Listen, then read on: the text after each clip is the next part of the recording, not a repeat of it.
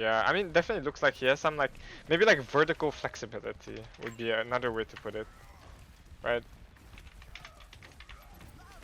So the way I would describe flexibility in aiming, I think is a good way to like segue into like flexibility. Is flexibility in aiming? It comes in many shapes and forms. Vertical flexibility can affect your aim on horizontal moving targets. You know, because there is verticality somewhat in horizontal moving targets in Overwatch. And horizontal flexibility can affect your ability to track vertically moving targets because nothing moves straight up in Overwatch. It's just not like that, right? And the way that I kind of define flexibility is it's clear that the player in question has some issue with moving their mouse that far out of their comfort zone or moving their mouse to that position in the first place, right? So it's pretty obvious when you see it. It feels like their movements are more sluggish, uh, and especially when, like, you know, I can draw it. I think it'll be a really good way to draw it. So let's say, yeah, you know, maze here. It's within my range of of flexibility. That's good. You know, I can easily maneuver my mouse within this range. But let's say a target is here, and this guy starts strafing left and right. Hello, Jusu. And this guy starts strafing left and right, then that is already out of my range of flexibility. How am I gonna be able to be able to track him, to be able to hit him, right? So it's important that this kind of level of flexibility is improved because you know he can pan his mouse over here, he can pan his camera over here, which he would have to do to aim onto the target, right? But panning it over here requires the flexibility to do it as well. Because if this is out of his range of flexibility, he would take maybe, you know, to get to your mouse to this area where this guy is within aiming range, right? Because his strafe might come off the screen. To get to a point where this guy is within range, his strafe is visible throughout your whole screen. If your flexibility is not good, you might have to make 3 to 4 mouse movements. And if you're lucky, maybe 2.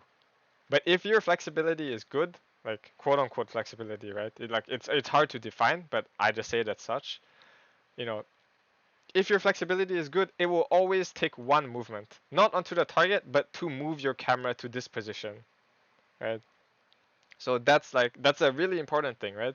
So you know, even dropping it from 3 to 4 to 1 is a massive change, right? You save so much time, and that time can go into reacting to the target's movement, getting your shots out quicker. You know, this might translate to half a second, but half a second is all it takes for you to get 1% on ult charge for them to use an ult or whatever, right?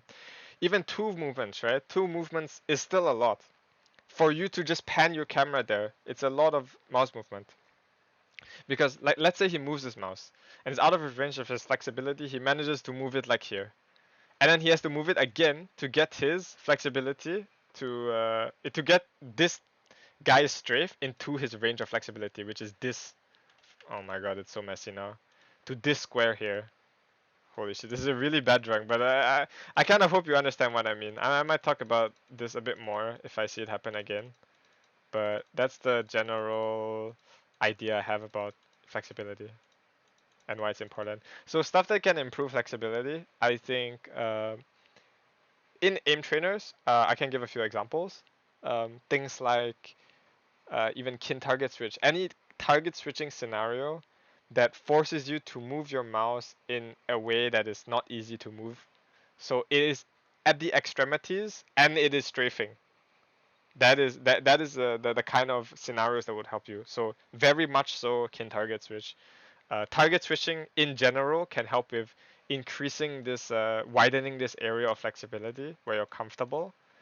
But there's two like kind of edges to the story, right? There's two fucking sides of a coin, whatever.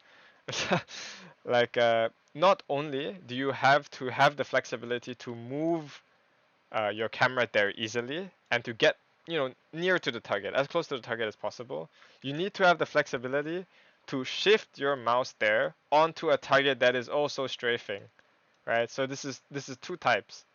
You could probably call it like static and dynamic if you want to. So static flexibility, dynamic flexibility, that kind of shit. Yeah, so it's important to have both, right? So if you play a lot of uh, target switching that is very far apart, so like Vox, but the targets are really easy to hit, your dynamic flexibility will still be shit, but your static flexibility will be good. If you play things where the targets are on the extremities of your screen and they're strafing in ways that is hard to hit, like Kin, right? Like Kin target switch, you improve your dynamic flexibility and to some extent your static flexibility. But it depends on how you play the scenario. You can play the scenario to improve dynamic, you can play the scenario to improve static. It just really depends on how you play it. So a scenario can be played a lot of ways. You can ignore the score on scenarios. You can play it in a lot of different ways to achieve what you want out of it, right? So yeah, don't limit yourself to playing a scenario just one way. I'll talk more about that when I come to DPS because I think there's a lot more to talk about for DPS. So I'll talk a lot more about it in terms of DPS because it's a lot easier to show. But yeah, I mean that's the very general gist of it. I'll probably make a whole video on that, and I might summarize this into like a short part. I don't know. We'll see.